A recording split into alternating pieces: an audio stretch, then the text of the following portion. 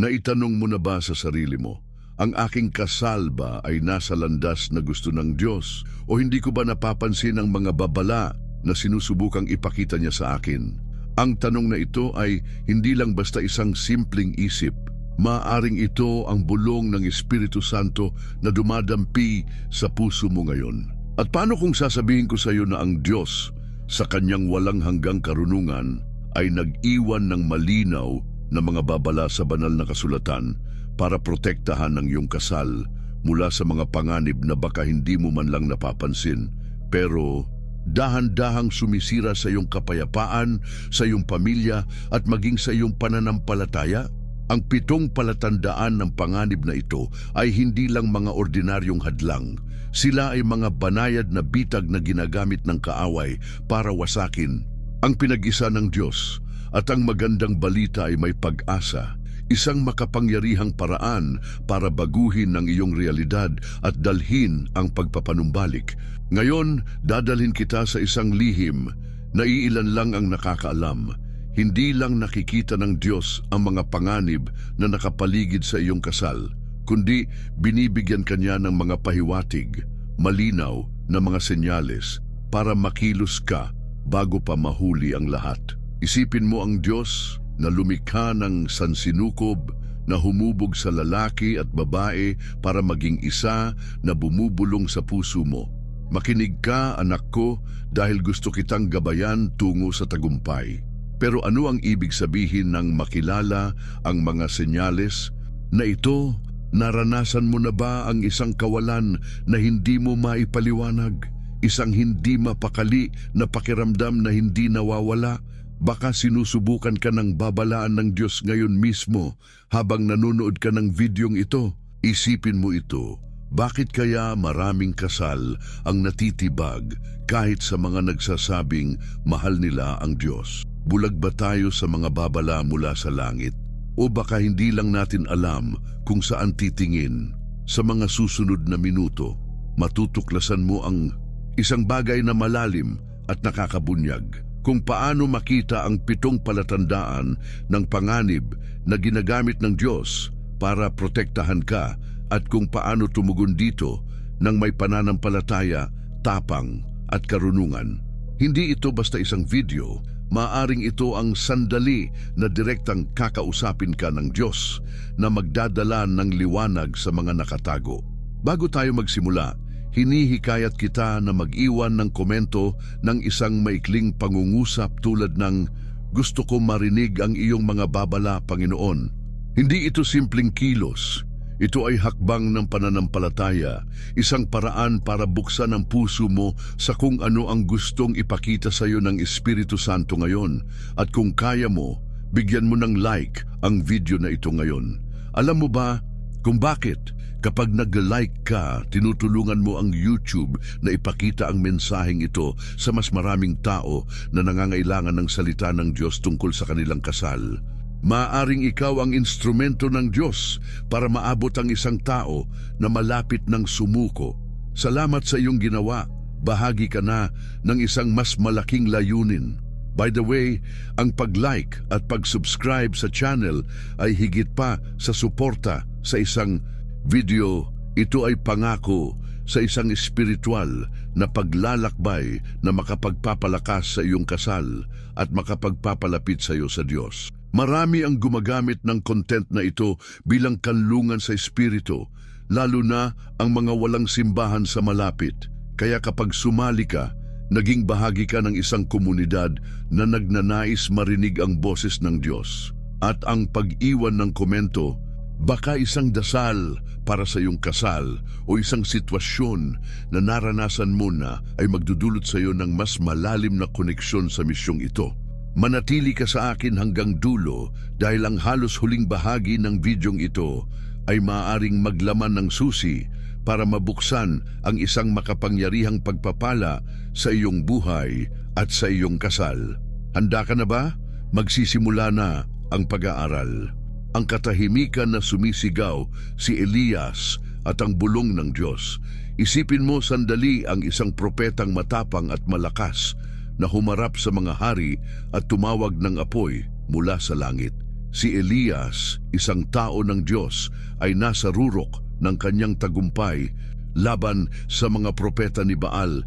Pero pagkatapos noon may nagbago. Tumakas siya sa disyerto, pagod, natatakot, nag-iisa. At doon sa bundok ng Horeb, hindi sa pamamagitan ng kulog o lindol nagsalita ang Diyos sa kanya, kundi sa isang mahinang bulong. Halos hindi marinig. Honra Hari 9:11-13. Ano ang kinalaman nito sa iyong kasal? Lahat.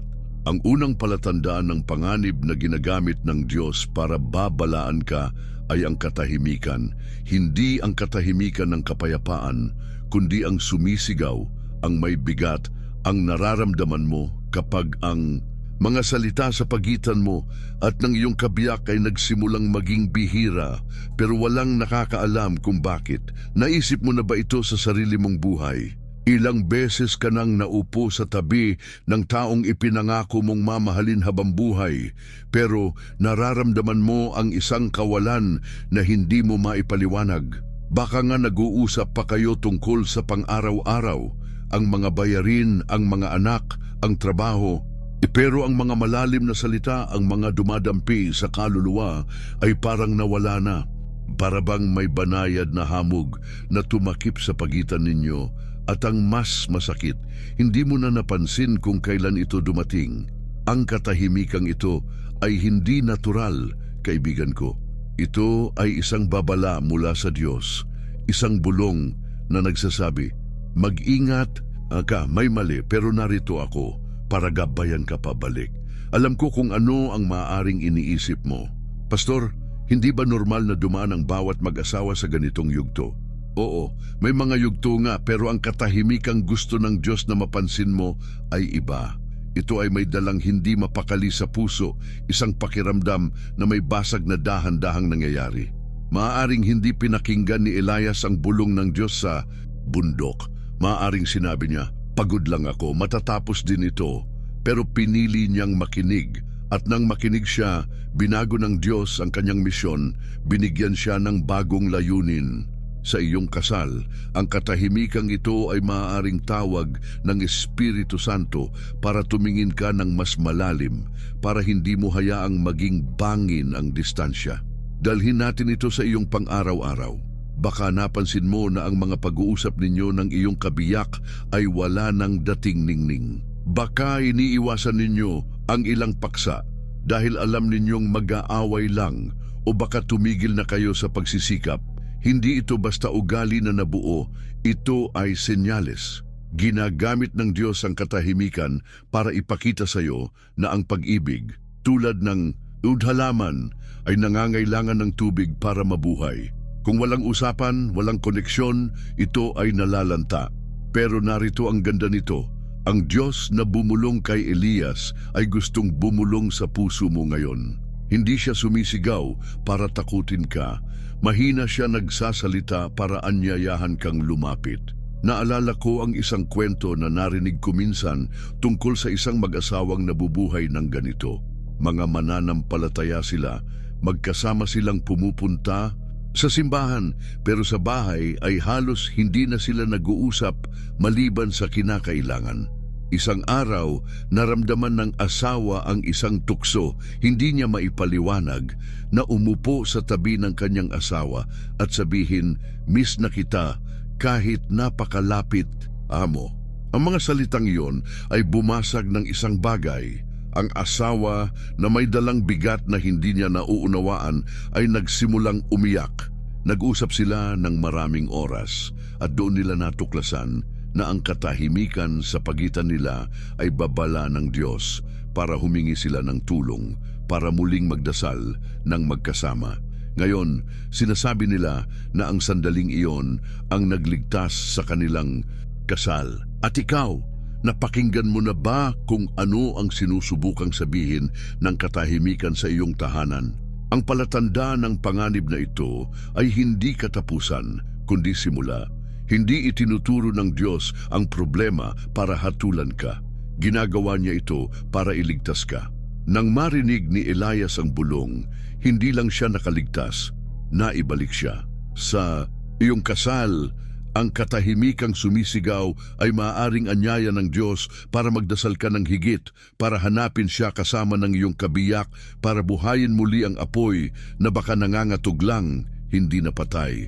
Gusto ng kaaway na tanggapin mo ang katahimikang ito bilang normal, pero gusto ng Diyos na makita mo ito bilang tawag sa pagkilos. Kaya tinatanong ko sa iyo, kailan ka huling tumitig sa mata ng iyong kabiyak at nagtanong ng isang bagay na mas malalim kaysa kumusta ang araw mo? Baka ngayon ang araw para basagin ang katahimikang iyan. Baka ngayon ang araw para sabihin, Diyos, tulungan mo akong marinig ang sinusubukan mong ipakita sa akin. Dahil ang katahimikan ay hindi kailangang maging katapusan ng musika ng iyong kasal. Maaaring ito ang pahinga bago ang isang bagong himig na isinulat ng Diyos mismo. Ngayon, bago tayo magpatuloy, hayaan mong magtanong ako ng isang bagay na magpapakilos sa iyo. Paano kaya kung ang susunod na palatandaan ng panganib ay hindi sa mga salitang hindi mo sinasabi, kundi sa mga gawa na akala mo'y walang nakakakita? Ginagamit kaya ng Diyos kahit ang pinakamaliit na detalye para protektahan ka? Mag-iwan ka ng komento tulad ng, Panginoon, tulungan mo akong marinig ang iyong bulong. Dahil kapag isinulat mo ito, ipinapahayag mo ang iyong pananampalataya, at ang pananampalatayang ito ay maaaring magbigay inspirasyon sa iba na nanonood ngayon. Samahan mo ako sa susunod dahil may higit pang ihahayag ang Espiritu Santo. Bago tayo magpatuloy, hinihikayat kita na maging miyembro ng channel. Sa pamamagitan nito, natutulungan mo ang mga nangangailangan ng damit sa buong mundo. At pakikalmahan, huwag laktawan ng mga ad. Kung hindi mo kayang maging miyembro, bawat panunood ay may halaga rin. Ihanda mo ang puso mo dahil ang susunod ay magpapakita kung paano ginagamit ng Diyos kahit ang pinakamaliit na detalye ng iyong buhay para protektahan ka. Napansin mo na ba na kung minsan, ang panganib ay hindi sa kung ano ang kulang, kundi sa kung ano ang sobra? Manatili ka sa akin. Ang bigat ng maliliit na bato, si David, at ang hindi nakikitang pasan.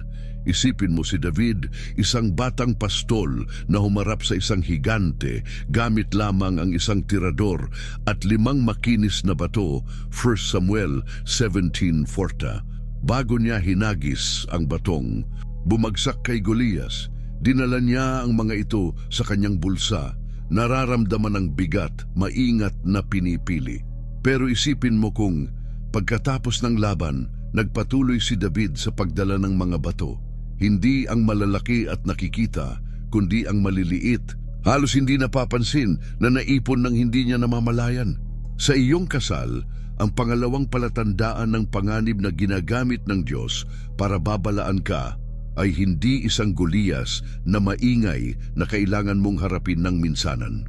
Ito ay ang bigat ng maliliit na bato, mga hinanakit, sakit, kabiguan, na dala-dala mo ng hindi mo napapansin hanggang sa isang araw ay bumagsak ka dahil dito.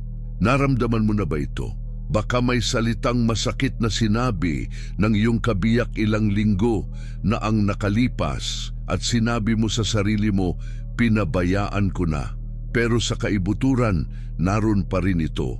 Parang maliit na bato sa iyong sapatos na nakakairita sa bawat hakbang. O baka isang pangakong hindi natupad, isang tutulungan kita mamaya na hindi nangyari, o isang tingin ng kawalang interes na pinilit mong hindi pansinin. Ang mga bagay na ito ay parang maliit, hindi mahalaga. Pero alam ng Diyos sa kanyang karunungan na hindi sila ganoon. Nakikita niya ang dinadala mo sa puso at binabalaan ka niya. Ang hindi mo inilalabas sa kanya ay maaaring maging pasan na, magpapahina sa inyong pinagsamahan. Alam ko na madaling balewalain ang mga batong ito. Sino ba naman ang humihinto sa gitna ng araw para alisin ang maliit na bato sa bulsa? Mabilis ang buhay, dumadaan ang mga araw, at iniisip mo, kaya ko ito. Hindi naman malaking bagay, pero tingnan mo si David sandali. Bago humarap kay Golias, hindi siya basta nagdala ng anumang bato. Pinili niya ang tama, ang naaayon sa layunin ng Diyos. Sa iyong kasal, ang mga maliliit na batong naipon mo ay hindi para dalhin mo. Sila ay senyales na may kailangang bitawan, patawarin, ilabas. Hindi gusto ng Diyos na lumaban ka habang may dalang pasan na inalis na niya sa krus. Dalhin natin ito sa iyong pang-araw-araw. Baka naalala mo ang isang sandali kung kailan nakalimutan ng iyong kabiyak ang isang mahalagang bagay. Isang kaarawan, isang gawain, isang usapan na inaasahan mo. Ngumiti ka, sinabi mong okay lang, pero sa loob, nahulog ang isang maliit na bato sa bulsa ng puso mo. O baka nagtago ka ng isang komento na narinig mo mula sa kanya, isang bagay na sumakit sa iyo, pero iniisip mong hindi sulit pag-usapan. Ang mga batong ito ay hindi sumisigaw tulad ng malaking problema, pero sila ay naipon. At isang araw, kapag hindi mo inaasahan, sila ay umaapaw sa isang away na parang biglang sumulpot, sa isang distansyang hindi mo maipaliwanag. Ito ang paraan ng Diyos para babalaan ka. Gusto niyang huminto ka ngayon at alisin ang mga batong. Iyan sa daan, nakita ko na itong nangyari sa maraming tao. Minsan, nakilala ko ang isang lalaki na nagdala ng bato sa loob ng maraming taon. Ang kanyang asawa, nang hindi sinasadya, ay nagsabi ng isang bagay tungkol sa kanyang trabaho na sumakit sa kanya ng husto. Hindi niya ito binanggit, iniisip na malit na bagay lang ito. Pero sa bawat pagkakataong napag-usapan ng trabaho, nararamdaman niyang tumitindi ang bigat ng bato. Hanggang isang gabi, nagpasya siyang magbukas ng puso. Sinabi niya, "Naalala mo noong sinabi mo ito? Hindi ko sinabi sa iyo, pero nakaapekto ito sa akin." Nagulat ang asawa, humingi ng tawad at nagdasal silang magkasama. Noon, sinabi niya sa akin, "Pastor, parang natanggalan ako ng isang sako ng bato sa likod at alam mo kung ano ang nangyari. Nabuhay muli ang kanilang kasal. Minsan, ang gusto ng Diyos ay pangalanan mo ang mga batong iyan, iwan mo sila sa Kanya at hayaan ang Espiritu Santo na pagalingin ng nakatago." Ang palatandaan ng panganib na ito ay banayad pero makapangyarihan.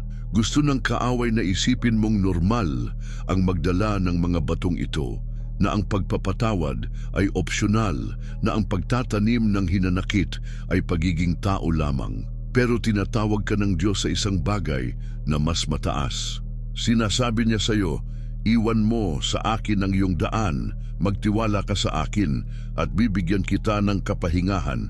Paraphrase mula sa Salmo 37, pero hindi direktang sinipi. Sa iyong kasal, nangangahulugan ito ng pagbitaw sa hindi na dapat sa iyo.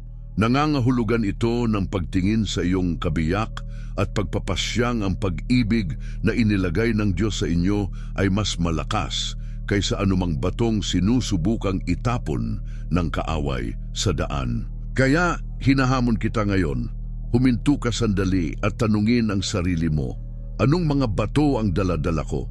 Baka may bagay kang kailangang sabihin sa iyong kabiyak ng mahinahon at may pag-ibig. Baka may bagay kang kailangang dalhin sa Diyos sa panalangin. Natalo ni David si Golias dahil ginamit niya ang tamang mga bato sa tamang oras. Sa iyong kasal, gusto ng Diyos na gamitin mo ang mga maliliit na batong ito bilang paalala para hanapin siya, para magpatawad, para muling buuin. Dahil ang bigat na nararamdaman mo ay hindi kailangang maging pasan mo. Maaaring ito ang simula ng iyong kalayaan. Ngayon, bago tayo magpatuloy, hayaan mong magtanong ako ng isang bagay na magpapaisip sa iyo. Paano kaya kung ang susunod na palatandaan ng panganib ay hindi sa dinadala mo, kundi sa hindi mo naibibigay? Tinatawag ka kaya ng Diyos na mag-alay ng isang bagay na akala mo'y wala ka na.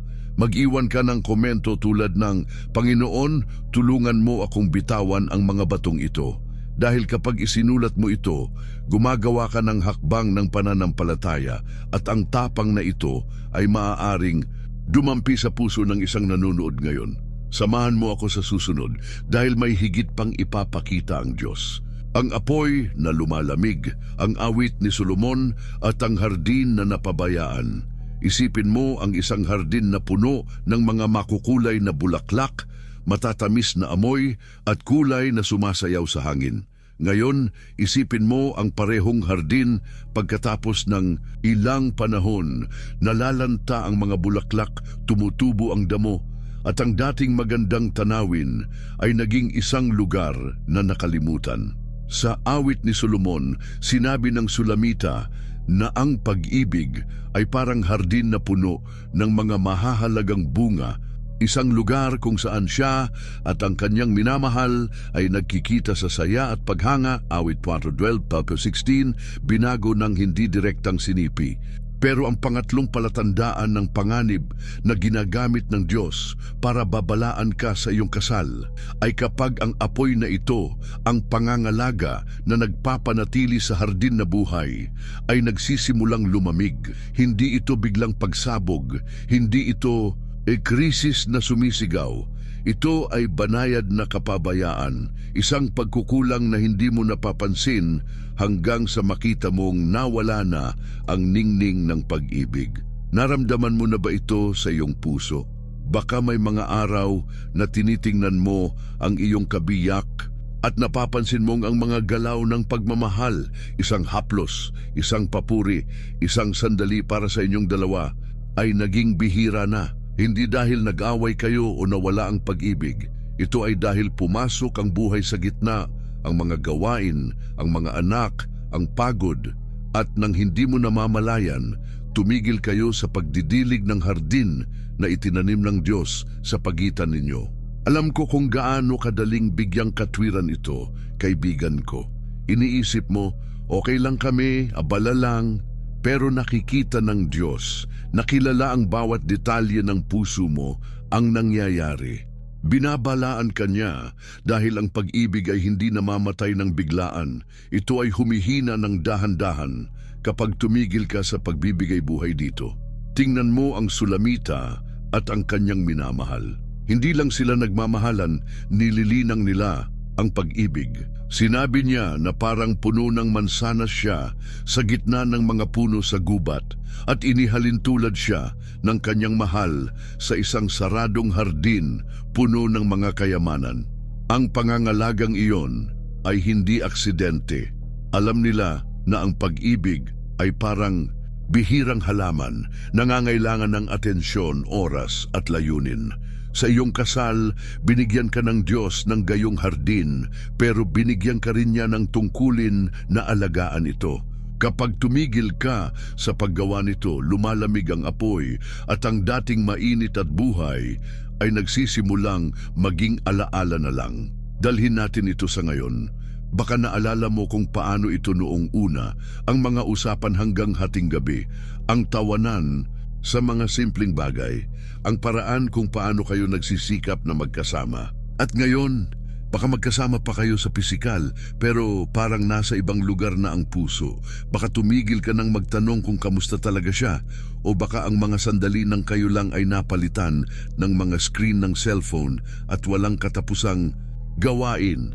Ito ang senyales na gusto ng Diyos na makita mo. Ang apoy na lumalamig ay hindi nawawala ng mag-isa. Nawawala ito dahil tumigil kayo sa paghipan ng buhay dito. Marami na akong kwentong narinig na nagpapakita nito.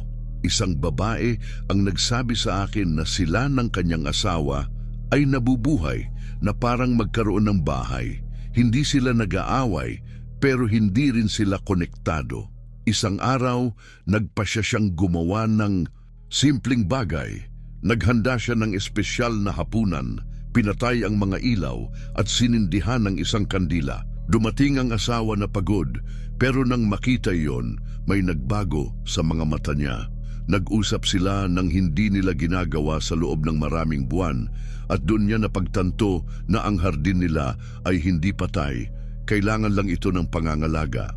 Minsan, ginagamit ng Diyos ang isang maliit na galaw para ipakita sa iyo na naroon pa rin ang apoy, naghihintay na muling buhayin. Ang palatandaan ng panganib na ito ay isang tawag, hindi hatol. Gusto ng kaaway na isipin mong kung lumamig ang Apoy, huli na ang lahat. Pero ang Diyos na nagpapabunga sa disyerto ay nagsasabi ng kabaligtaran. Binabalaan ka niya para huminto ka ngayon at tingnan ang iyong hardin. Ano ang magagawa mo ngayon para diligin ang pag-ibig na itinanim niya? Baka isang liham na iniwan sa mesa, isang mahal kita na sinabi ng walang dahilan, o isang oras nang magkasama ng walang abala. Hindi iniwan ng Sulamita at ng kanyang minamahal ang hardin nila sa pagkakataon. Nilinang nila ito ng may tula, presensya at pagnanasa. Gusto rin ng Diyos ng ganoon para sa iyo. Kaya tinatanong ko sa iyo, kailan ka huling tumingin sa iyong kabiyak bilang regalo mula sa Diyos, hindi bilang bahagi lang ng mga gamit sa iyong buhay? Baka ngayon ang araw para muling buhayin ang apoy na iyan.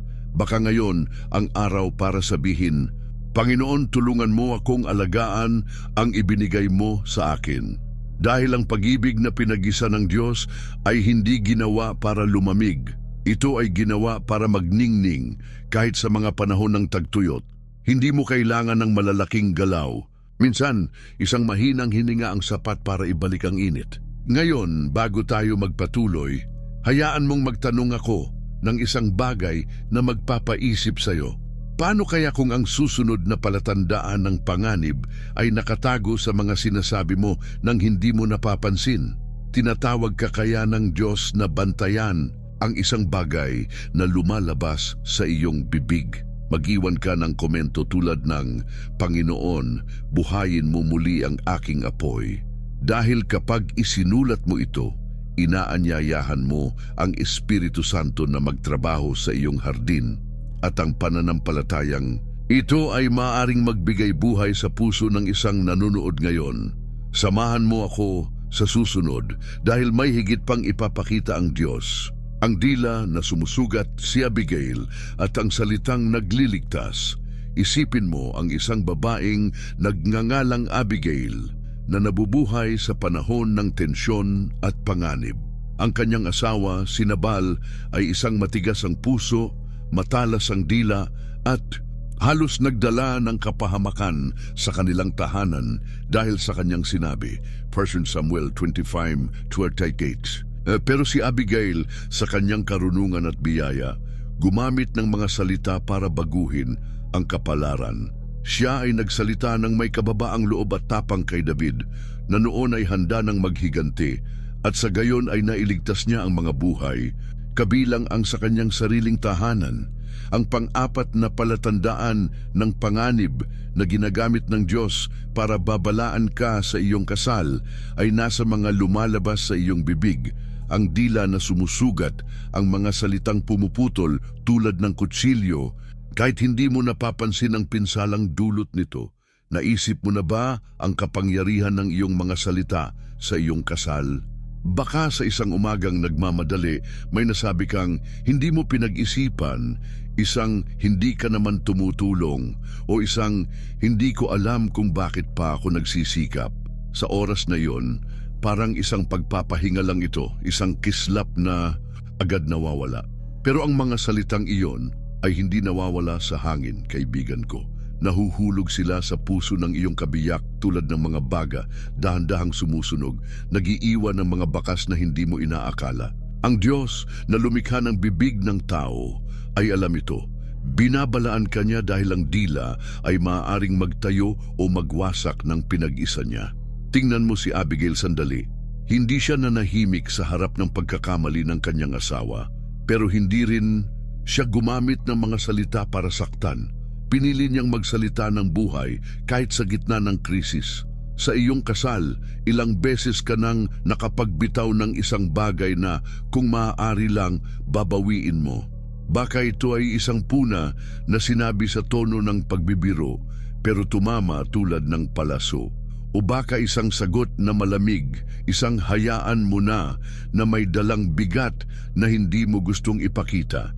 Ito ang senyales na gusto ng Diyos na makita mo kapag ang dila ay nagsisimulang sumugat ng higit sa pagpapagaling. Ang pag-ibig na dapat maging kanlungan ay nagiging larangan ng digmaan. Dalhin natin ito sa iyong pang-araw-araw. Baka napansin mo na ang mga usapan sa bahay ay naging mas maikli, mas tensyonado. Baka hindi na sumasagot ang iyong kabiyak tulad ng dati, o baka nararamdaman mong ang bawat salita niya ay mas nakakainis sa iyo kaysa nararapat. Hindi ito basta pagod o pagkakaiba ng ugali. Maaring ito ay babala mula sa Diyos. Binigyan ka niya ng dila para magpala, para magtayo, para magmahal. Pero alam ng kaaway na maaari rin itong maging sandata, at gusto niya kapag ginagamit mo, ito nang hindi nag-iisip. Ang isang salitang masama ay maaaring magbukas ng puwang na lumalaki sa paglipas ng panahon hanggang sa halos hindi mo na makilala ang pag-ibig na nagbigkis sa inyo. Nakita ko na itong nangyari sa maraming tao. May isang mag-asawa na kilala ko. Siya ay mananampalataya pero may ugali siyang magmalas ng mga sarkastikong komento tungkol sa kanyang asawa. Palagi kang matagal, o hindi ko alam kung paano mo nagagawang guluhin ang lahat.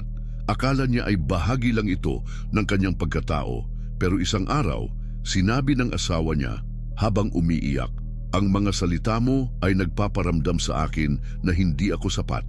Nabagbag ang puso niya. Humingi siya ng tawad at magkasama silang nagsimulang magdasal para sa karunungan sa mga salita. Ngayon, sinasabi niya sa akin na natutunan niyang magsalita ng may pag-iingat, at sinabi ng asawa niya na nararamdaman niya ang pag-ibig sa bawat pangungusap. Minsan, ginagamit ng Diyos ang isang sandali tulad nito para ipakita sa iyo na ang pagbabago ay nagsisimula sa sinasabi mo.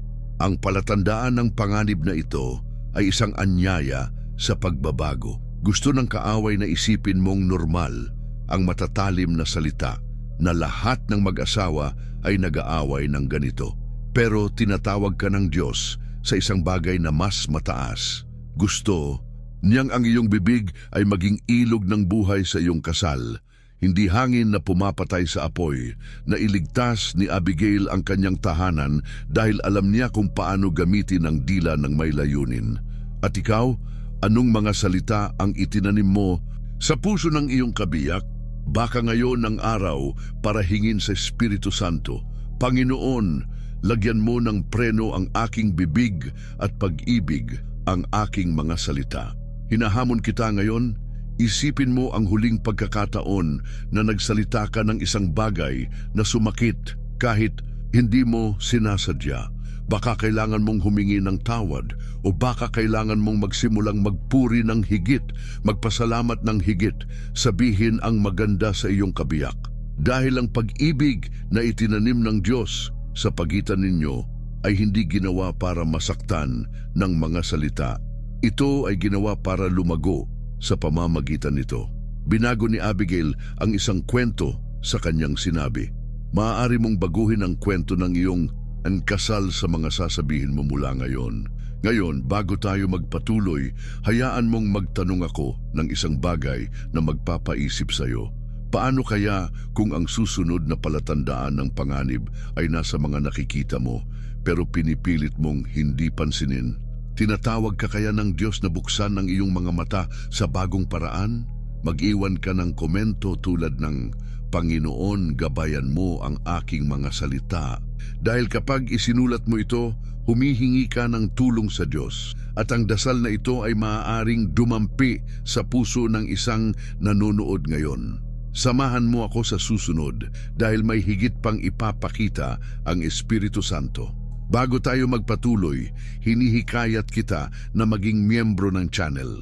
Sa pamamagitan nito, natutulungan mo ang mga nasa kahirapan sa buong mundo. At pakikalmahan, huwag laktawan ang mga ad kung hindi mo kayang maging miyembro. Bawat panunood ay may halaga rin. Manatili ka sa akin dahil ang susunod na hakbang ay magpapakita kung paano ginagamit ng Diyos kahit ang iyong mga mata para protektahan ang mahalaga. Ihanda mo ang puso mo. Ang mga mata na lumilihis, si Jose at ang tahimik na tukso. Isipin mo si Jose, isang kabataang ibinenta bilang alipin, malayo sa tahanan, nagtatrabaho sa bahay ni Potifar. Siya ay tapat, pinagpala ng Diyos, Pero isang araw, ang mga mata ng asawa ni Potiphar ay tumingin sa kanya ng may masamang layunin. Genesis 39:6-12. Maaaring tumingin pabalik si Jose, maaaring hinayaan niyang magtagal ang kanyang tingin, pero pinili niyang tumakas. Ang panglimang palatandaan ng panganib na ginagamit ng Diyos para babalaan ka sa iyong kasal ay ang mga mata na lumilihis, hindi lang sa ibang tao, kundi sa anumang bagay na ninanakaw ang focus mula sa pag-ibig na ibinigay niya sa iyo. Ito ay banayad na paglihis, isang abala na parang hindi nakakasama, pero maaring dalhin ang puso mo palayo sa lugar kung saan ito nararapat. Naramdaman mo na ba ito sa iyong buhay? Baka hindi ito isang bagay na halata tulad ng isang malaking tukso. Baka ang iyong mga mata ay lumihis sa trabaho, sa mga alalahanin, sa mga screen na kumukuha ng oras mo sa araw. O baka, may tingin kang hinayaang magtagal ng higit sa nararapat, isang isip na hinayaan mong lumago ng palihim. Nakikita ng Diyos na kilala ang pinakamalalim mong pagkatao, ito bago mo pa aminin, at binabalaan ka niya dahil ang mga mata ay bintana ng kaluluwa, at kapag sila ay lumilihis, sumusunod agad ang puso. Sa iyong kasal, ang senyalis na ito ay parang bitak sa dingding.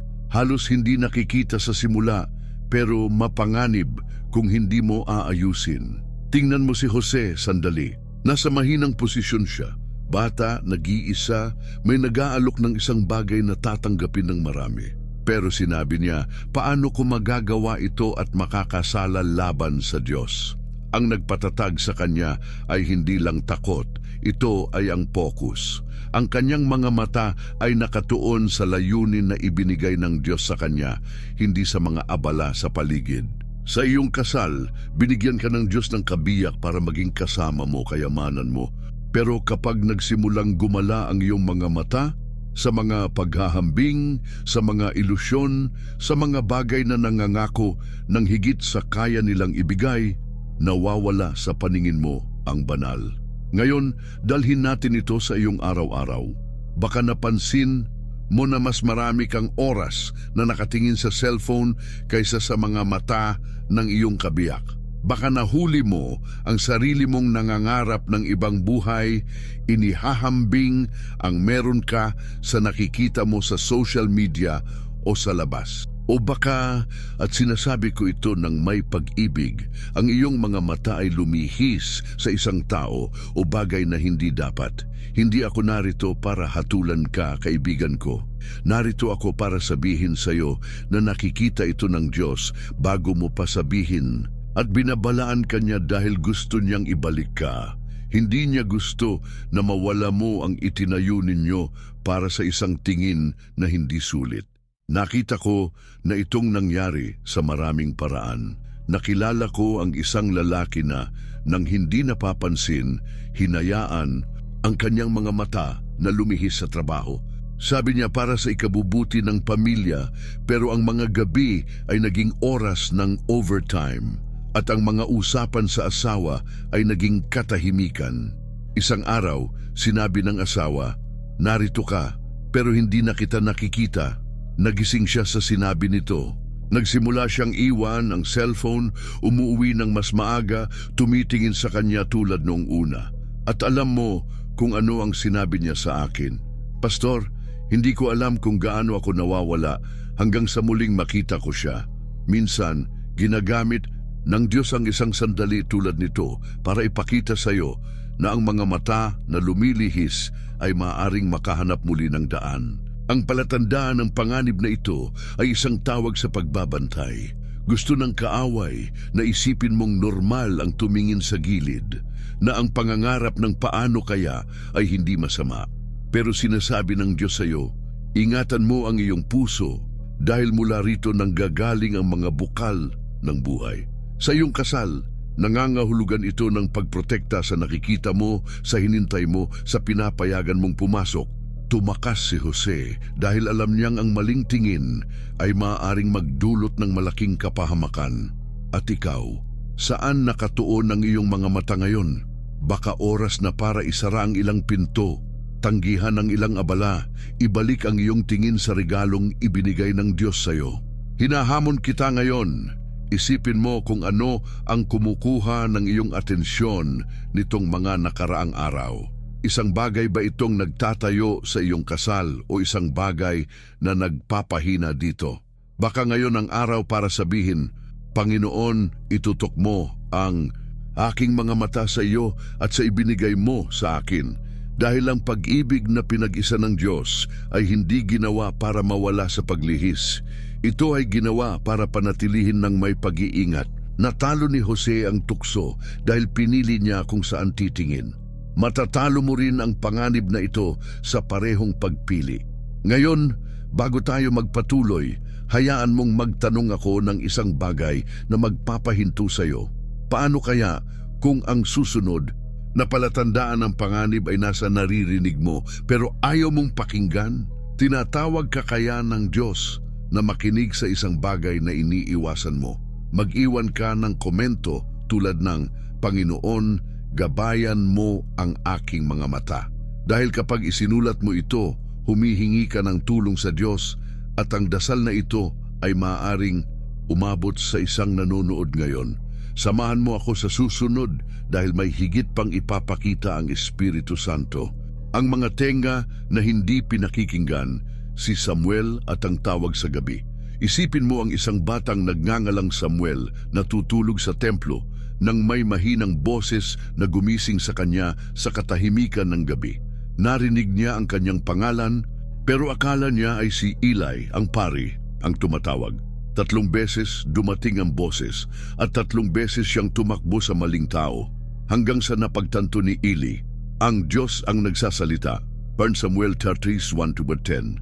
Ang pang-anim na palatandaan ng panganib na ginagamit ng Diyos para babalaan ka sa iyong kasal ay ang mga tenga na hindi pinakikinggan, hindi dahil hindi mo naririnig, kundi dahil pinipili mong huwag pakinggan ang sinisikap sabihin ng iyong kabiyak o maging ng Diyos mismo. Ito ay isang babalang bumubulong pero makapagliligtas sa pinakamamahal mo kung hihinto ka para makinig. Naramdaman mo na ba ito sa iyong puso? Baka ang iyong kabiyak ay nagsabi ng isang bagay, isang pakiusap, isang reklamo, isang pangarap, at hinayaan mo lang itong dumaan. Baka ito ay isang kailangan kita na narinig mo, pero sinagot mo ng mamaya na tayo mag-usap. O baka ang Diyos mismo ang naglagay ng hindi mapakali sa iyong kaluluwa, isang pagnanais na magdasal ng magkasama, na maghanap ng higit sa Kanya bilang mag-asawa. Pero iniisip mo, hindi pa ito ang tamang oras. Kaibigan ko, binigyan ka ng Diyos ng mga tenga, hindi lang para sa tunog ng mundo, kundi para sa tunog ng puso. At kapag hindi mo pinakinggan ang mga tawag na ito, lumalapit ang panganib tulad ng anino na hindi mo nakikita. Tingnan mo si Samuel sandali. Bata pa siya, walang karanasan, pero nasa tamang lugar siya, malapit sa Diyos. Gayunpaman, muntik na niyang palampasin ang tawag dahil hindi niya alam kung paano makilala ang boses. Sa iyong kasal, ilang beses ka nang nakarinig ng isang mahalagang bagay, pero hinayaan mo lang. Baka sinubukan ng iyong kabiyak na sabihin sa iyo kung ano ang nararamdaman niya, pagod, mag-isa, puno ng pag-asa, at abala ka o mas masakit, akala mo ay isa lang itong ordinaryong usapan. Binabalaan ka ng Diyos dahil ang hindi mo naririnig ngayon ay maaaring maging sigaw bukas, isang sigaw ng sakit na maaaring napigilan. Dalhin natin ito sa iyong tahanan. Baka napansin mo na ang mga salita ng iyong kabiyak ay nagbago. Mas kaunti ang init, mas maraming katahimikan o baka mas maraming talas. Baka sinabi niya ang isang bagay tulad ng, hindi mo ako pinapakinggan. At sumagot ka, pinakinggan ko naman, OA ka lang. Pero huminto ka sandali at tanungin ang sarili mo, talaga bang nakinig ako? Hindi lang sa mga salita, kundi sa nasa likod nito. Minsan, ang hindi sinasabi ng iyong kabiyak ng malakas ay ang gusto ng Diyos na marinig mo sa Espiritu. Isang buntong hininga, isang tingin pababa, isang paghinto, Ito ang mga tawag sa gabi na hindi mo dapat balewalain. Nakita ko na itong nagpabago ng mga buhay. Minsan, isang asawa ang nagsabi sa akin na palagi siyang sinasabihan ng kanyang asawa, "Okay lang," pero nararamdaman niyang hindi ito totoo. Sa loob ng mga linggo, hindi niya pinansin ang pakiramdam na iyon hanggang isang gabi. Habang hinuhugasan ng asawa ang mga pinggan ng tahimik, tinanong niya, "Ano ang hindi mo sinasabi sa akin?" Tumigil ang asawa, tumingin sa kanya at sinabi, "Pakiramdam ko hindi mo na ako nakikita." Ang usapang iyon na nagsimula dahil nakinig siya sa hindi sinabi, nagbalik sa kanila sa isa't isa. Nagsimula silang makinig muli, magdasal ng magkasama, magbahagi ng mga dinadala nila. Minsan, ginagamit ng Diyos ang isang sandali tulad nito para ipakita sa iyo na ang mga tenga na hindi pinakikinggan ay maaaring matutong makinig. Ang palatandaan ng panganib na ito ay isang anyaya sa pagiging maasikaso. Gusto ng kaaway na isipin mong opsyonal ang makinig na kaya naman niya mag-isa. Pero tinatawag ka ng Diyos na maging tulad ni Samuel para sabihin, "Magsalita ka, Panginoon, naririnig ka ng iyong lingkod." Sa iyong kasal, nangangahulugan ito ng makinig ng may puso, hindi lang sa mga tenga. Nangangahulugan ito ng huminto sa ginagawa, patayin ang mga abala at bigyan ng iyong kabiyak ng regalo ng pagiging narinig. Dahil ang pag-ibig na pinag-isa ng Diyos ay hindi ginawa para umalingaw-ngaw sa kawalan. Ito ay ginawa para tumunog sa pagitan ninyo. Hinahamon kita ngayon, isipin mo ang huling pagkakataon na sinubukan ng iyong kabiyak na sabihin sa iyo ang isang mahalagang bagay. Totoong nakinig ka ba o tumango ka lang habang iniisip ang iba? Baka ngayon ang araw para umupo kasama siya at sabihin mo sa akin ang nararamdaman mo, gusto kitang pakinggan. Baka ngayon ang araw para hingin sa Diyos, "Panginoon, gawing matalas ang aking mga tenga sa mahalaga." Natutunan ni Samuel na makilala ang boses ng Diyos at binago nito ang kanyang buhay. Matutunan mo ring makilala ang boses ng iyong kabiyak at maaaring baguhin nito ang iyong kasal. Ngayon, bago tayo magpatuloy, hayaan mong magtanong ako ng isang bagay na dudumugin ang puso mo. Paano kaya kung ang susunod na palatandaan ng panganib ay nasa ginagawa mo pero hindi mo napapansin ang halaga? Tinatawag ka kaya ng Diyos na tingnan ang iyong mga kamay at ang dinadala nito? Mag-iwan ka ng komento tulad ng, "Panginoon, buksan mo ang aking mga tenga." Dahil kapag isinulat mo ito, humihingi ka ng gabay sa Diyos at ang pagsamo na ito ay maaaring magbigay inspirasyon sa isang nanonood ngayon. Samahan mo ako sa susunod dahil may higit pang ipapakita ang Espiritu Santo. Ang mga kamay na tumutulak, si Moises at ang tungkod ng pagsuway. Isipin mo si Moises, isang hinirang ng Diyos na hawak ang isang tungkod na nagbukas ng dagat at nagpalabas ng tubig mula sa bato. Pero may isang araw na ang kanyang mga kamay, dala ng pagkabigo, ay nagpabago ng lahat. Sa harap ng mga taong nagrereklamo, hinampas niya ang bato sa halip na kausapin ito tulad ng utos ng Diyos. Bilang 27-12. Isang galaw lang ito, halos likas. Pero mahal ang naging halaga, hindi siya nakapasok sa lupang pangako. Ang pangpitong palatandaan ng panganib na ginagamit ng Diyos para babalaan ka sa iyong kasal ay ang mga kamay na tumutulak. Ang mga gawa na ng hindi mo napapansin ay lumalayo sa halip na lumalapit, sumasakit sa halip na nagpapagaling at ginagawang larangan ng digmaan ng pag-ibig. Naramdaman mo na ba ito sa iyong buhay? Baka hindi ito kasing laki ng paghampas sa bato, pero mga maliliit na gawa na tumutulak palayo sa iyong kabiyak.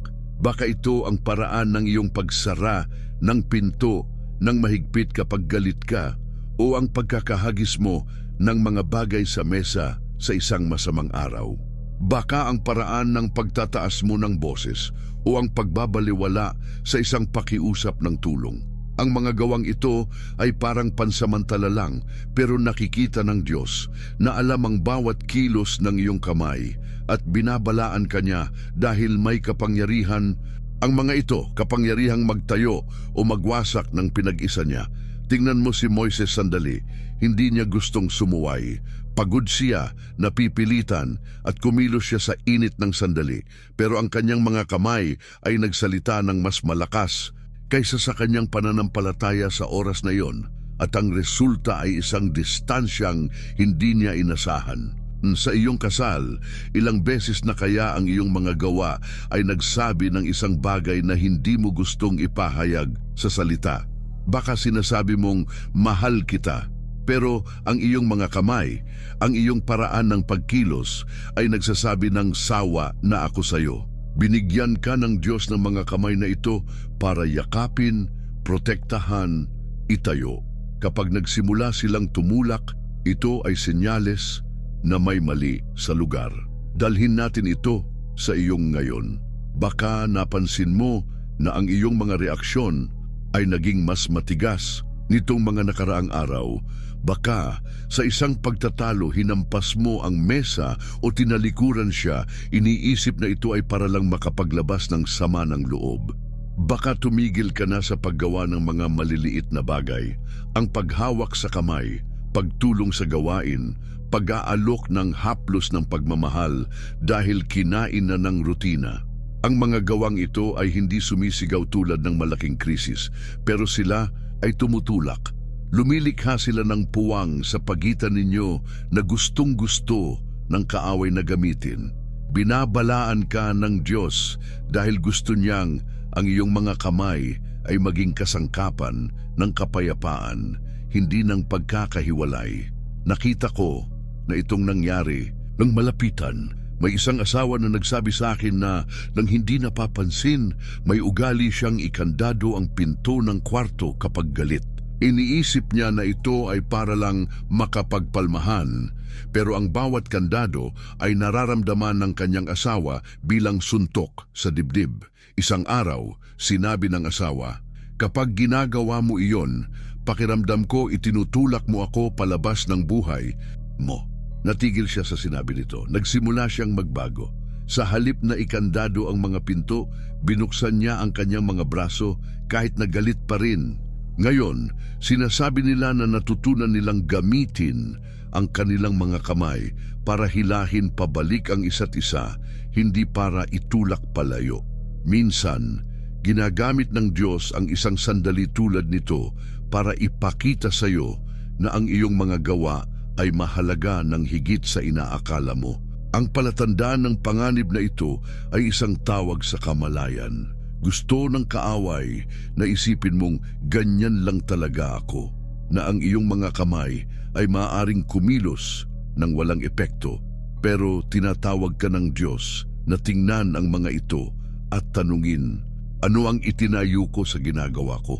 Nawalan si Moises ng pangarap dahil ang kanyang mga kamay ang nagsalita para sa kanya. Sa iyong kasal, ang iyong mga gawa ay maaring nagsasabi ng isang bagay na hindi gusto ng puso mo. Baka oras na para huminto at sabihin, "Panginoon, gamitin mo ang aking mga kamay para sa iyong layunin." Dahil ang pag-ibig na pinag-isa ng Diyos ay hindi ginawa para itulak. Ito ay ginawa para hawakan ng may pag-iingat. Hinahamon kita ngayon. Isipin mo ang huling pagkakataon na ang iyong mga kamay ay kumilos laban sa pag-ibig. Isang galaw ba itong magaspang? Isang tulong na tinanggihan mo? Isang haplos na hinindian mo? Baka ngayon ang araw para gamitin ang mga kamay na iyan para sa isang bagong bagay, para magsulat ng liham, para ayusin ang isang bagay sa bahay, para mahawakan ang iyong kabiyak ng may lambing. Natutunan ni Moises nang huli na ang halaga ng kanyang mga gawa. Matutunan mo ito ngayon at baguhin ang kwento ng iyong kasal. Ngayon, bago tayo magpatuloy, hayaan mong magtanong ako ng isang bagay na magpapakilos sa iyo.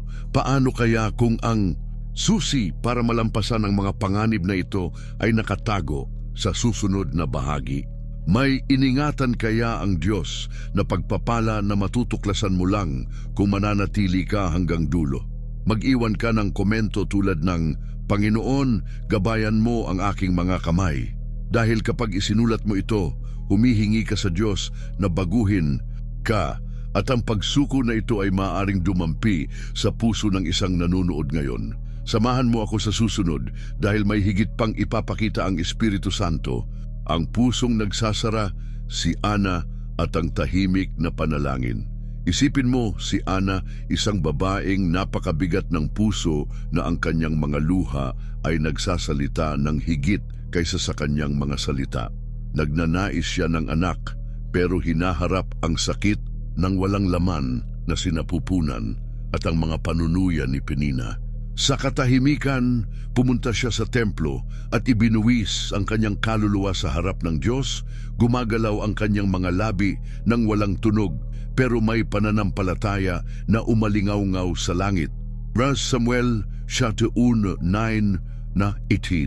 Ang pangpitong palatandaan ng panganib na ginagamit ng Diyos para babalaan ka sa iyong kasal. At ito ang pinakamalalim sa lahat ng 7 ay ang pusong nagsasara. Hindi ito sigaw, hindi ito gawa na nakikita, kundi isang pader na itinayo mo sa loob mo, hinaharangan ang pag-ibig, pag-asa at maging ang boses ng Diyos nang hindi mo napapansin na ginawa mo ito. Naramdaman mo na ba ito, kaibigan ko? Baka may mga araw na gumigising ka sa tabi ng iyong kabiyak pero parang may hindi nakikitang salamin ang humihiwalay sa inyo. Hindi dahil nag-away kayo o nawala ang pag-ibig, kundi dahil ang iyong puso, pagod, nasaktan o nawala ng pag-asa ay nagsimulang magsara. Baka tumigil ka ng magbahagi ng iyong mga pangarap, sakit o saya, iniisip na wala ng saysay. Nakikita ng Diyos na sinasaliksik ang mga puso ito at binabalaan kanya dahil ang pagsasarang ito ay parang ugat na tumutubo sa dilim, tahimik pero kayang magpabiyak kahit sa pinakamatigas na bato. Tingnan mo si Ana sandali. Maaring hinayaan niyang sakupin siya ng kapaitan. May dahilan siya, ang paghihintay, ang kahihiyan, ang kawalan. Pero sa halip na magsara, binuksan niya ang kanyang puso sa Diyos. Hindi siya sumigaw, hindi hiniling, nagdasal siya ng tahimik nang may pagsuko na nagpabago sa kanyang kwento. Sa iyong kasal, ilang beses ka nang naramdamang magsara. Baka pagkatapos ng isang pagkabigo, ng isang pangakong nasira, o ng isang araw na sinubukan mo pero hindi na unawaan. Ito ang senyales na gusto ng Diyos na makita mo. Kapag nagsasara ang puso, hindi namamatay ang pag-ibig ng biglaan. Ito ay nahihirapan ng dahan-dahan. Dalhin natin ito sa iyong ngayon. Baka napansin mo na hindi mo na sinasabi ang tunay mong nararamdaman. Baka tinanong ng iyong kabiyak, ano ang nangyari? At sumagot ka ng wala, pero sa loob ay may karagatan ng mga bagay na hindi nasabi. Baka tumigil ka ng humingi ng tulong, maghanap ng koneksyon dahil may boses sa loob mo na bumubulong. Para saan pa ang pagsisikap? Ang pagsasarang ito ay hindi lang sayo. Ito ay panganib na nakapaligid sa bawat kasal. Pero narito ang magandang balita. Ang Diyos na nagbukas ng puso ni Ana ay gustong buksan ang sayo. Binabalaan ka niya para hindi mo hayaang tumubo ang pader na iyan. Nakita ko na itong nagpabago sa mga mag-asawa. Minsan, sinabi sa akin ng isang babae na pagkatapos ng maraming taon ng kasal, tumigil siya sa pagsasabi sa kanyang asawa ng mga nag-aalala sa kanya. Iniisip niya na wala itong pakialam, pero isang araw, habang nagdarasal mag-isa, naramdaman niya ang isang tukso. Tulad ni Ana, nagpasya siyang ibuwis ang lahat, hindi muna sa asawa, kundi sa Diyos. Umiyak siya, humingi ng lakas, at pagkatapos ay tinawag ang asawa para mag-usap. Nagsara ako, sabi niya, pero gusto kitang hayaang makapasok muli. Nakinig ang asawa, niyakap siya, at magkasama silang nagsimulang gibain ang pader na iyon. Ngayon, sinasabi nila na parang binuksan ang bintana sa isang bahay na nakakababad, bumalik ang sariwang hangin. Minsan, ginagamit ng Diyos ang isang sandali tulad nito para ipakita sa iyo na ang pusong nagsasara ay maaaring muling magbukas. Ang palatandaan ng panganib na ito ang pinakamapanganib dahil ito ang pinakatago. Gusto ng kaaway na isipin mong ang pagsasara ay proteksyon, na ang pag-iingat ng lahat sa sarili ay lakas. Pero tinatawag ka ng Diyos sa kahinaan ng pag-ibig. Natalo ni Ana ang kanyang sakit dahil dinala niya ang kanyang puso sa Diyos, at pagkatapos kay Eli na nagpala sa kanya. Sa iyong kasal, nangangahulugan ito ng dalhin muna ang iyong puso sa Panginoon at pagkatapos sa iyong kabiyak. Nangangahulugan itong sabing, narito ako kahit natatakot. Dahil ang pag-ibig na pinag-isa ng Diyos ay hindi ginawa para mabuhay sa likod ng mga pader. Ito ay ginawa para mamukadkad sa bukas na parang. Hinahamon kita ngayon, isipin mo ang itinago mo sa iyong puso. Isang hinanakit ba na hindi mo inamin? Isang pangarap na inilibing mo? Isang pag-asa na hinayaan mong mamatay? Baka ngayon ang araw para magdasal tulad ni Ana ng tahimik pero may pananampalataya, at pagkatapos ay gumawa ng hakbang tungo sa iyong kabiyak. Baka ngayon ang araw para sabihin, Panginoon, gibain mo ang mga pader na ito, dahil ang pusong nagsasara ay maaring maging katapusan ng isang kwento o simula ng pagpapanumbalik. Nakita ni Ana ang isang himala dahil hindi siya sumuko. Makikita mo rin ang isang himala sa iyong kasal kung gagawin mo rin ito. Ngayon, bago tayo magpatuloy, hayaan mong magtanong ako ng isang bagay na magpapakaba sa iyo ng pag-asa. Paano kaya kung ang susunod na hakbang ang susi na hinintay mo para magbago ang lahat? May iningatan kaya ang Diyos na pangako na magugulat ka? Mag-iwan ka ng komento tulad ng, Panginoon, buksan mo ang aking puso. Dahil kapag isinulat mo ito, isinusuko mo ang sarili mo sa Kanya, at ang pagsuko na ito ay maaaring dumampi sa puso ng isang nanonood ngayon. Samahan mo ako sa dulo dahil may pagpapala ang Espiritu Santo para ibigay sa iyo. Bago tayo magpatuloy, hinihikayat kita na maging miyembro ng channel. Sa pamamagitan nito, natutulungan mo ang mga nagugutom sa buong mundo. At pakikalmahan, huwag laktawan ng mga ad kung hindi mo kayang maging miyembro. Bawat panunood ay may halaga rin. Manatili ka sa akin hanggang dulo dahil ang susunod ay maaring ang kailangan ng iyong kasal para maibalik. Ihanda mo ang puso mo. Narating mo ang puntong ito, kaibigan ko, at gusto kitang batiin mula sa kaibuturan ng aking puso. Iilan lang ang may tapang at pananampalataya na sumisid ng ganito kalalim sa isang paglalakbay tulad nito, ang pagtuklas kung paano ka binabalaan ng Diyos tungkol sa 7 palatandaan ng panganib sa kasal ay hindi madali, pero pinili mong manatili. Sinasabi nito ang maraming bagay tungkol sa iyo. Sinasabi nito na bukas ang puso mo, na gusto mong marinig ang boses ng Diyos, na naniniwala kang kaya niyang baguhin ang iyong buhay at kasal. Espesyal ka dahil dito, at alam ko na ang Espiritu Santo ay nakangiti sa iyo ngayon dahil hindi ka sumuko. Magkasama tayong naglakbay sa mga palatandaang ito, ang katahimikang sumisigaw, ang mga batong nagpapabigat, ang apoy na lumalamig, ang dila na sumusugat, ang mga matang lumilihis, ang mga tengang hindi pinakikinggan, ang mga kamay na tumutulak, at ang pusong nagsasara.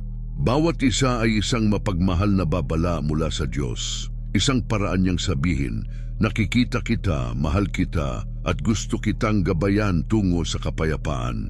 Baka nakita mo ang sarili mo sa isa sa mga ito o sa marami. Baka nararamdaman mo ngayon ang isang tawag na kumilos, magbago, hanapin ang Diyos ng higit kailanman. At alam mo kung ano ang maganda rito.